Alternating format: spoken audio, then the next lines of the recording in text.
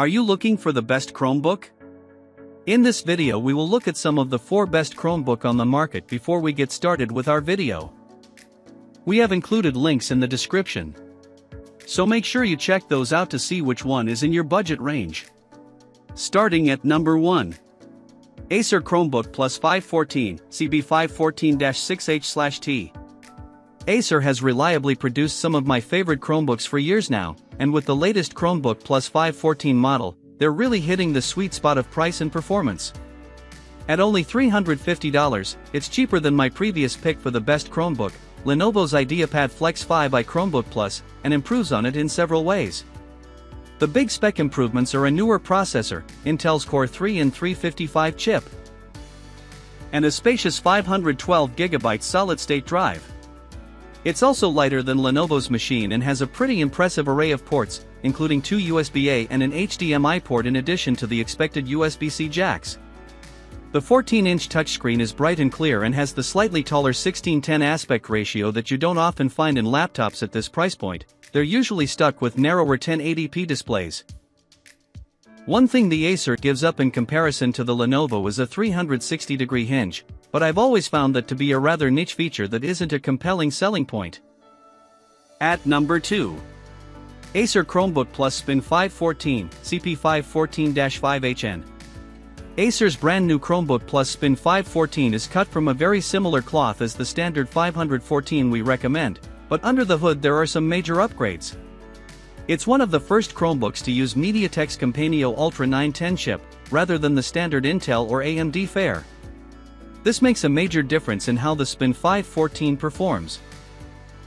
There are none of the occasional slowdown or hiccups that still happen on Intel-based models if you have too many windows or apps open. Tabs rarely need to reload and pop back up quickly on the rare occasion that they do. Music or video playback never skipped regardless of what else I was doing, and Android apps like Lightroom worked swiftly and smoothly.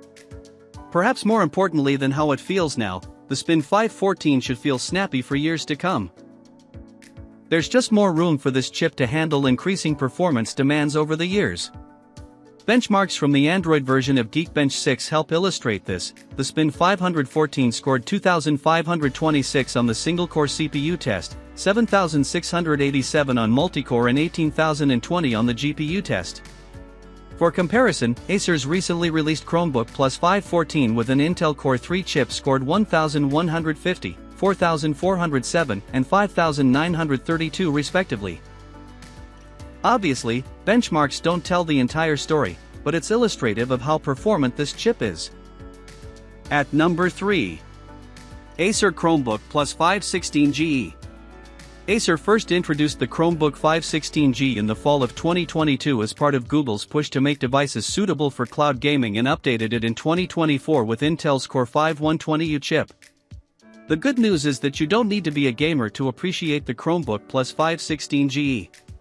For $650, you'll get a 16-inch display with a 2560 by 1600 resolution and a 120Hz refresh rate.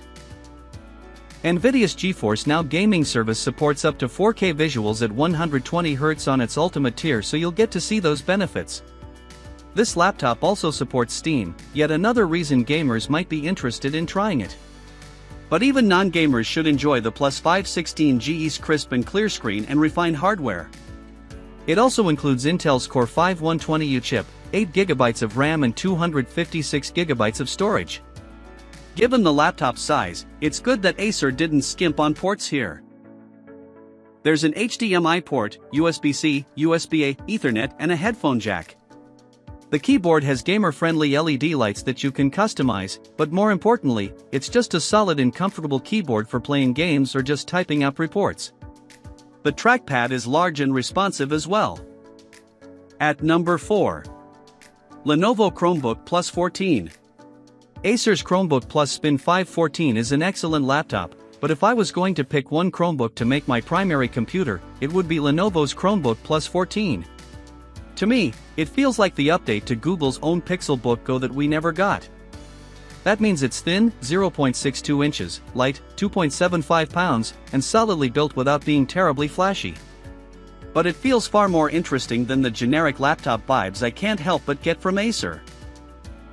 Smaller bezels around the display and the ridged, textured underside of the laptop make it feel more premium and unique. The OLED touchscreen is a standout. While it's the same resolution as the Spin 514, it's noticeably brighter and colors are more vivid without feeling blown out. I'd be happy to see it in a higher resolution, but I think it strikes a good balance between sharpness and overall quality without going to 4K where battery life might be affected.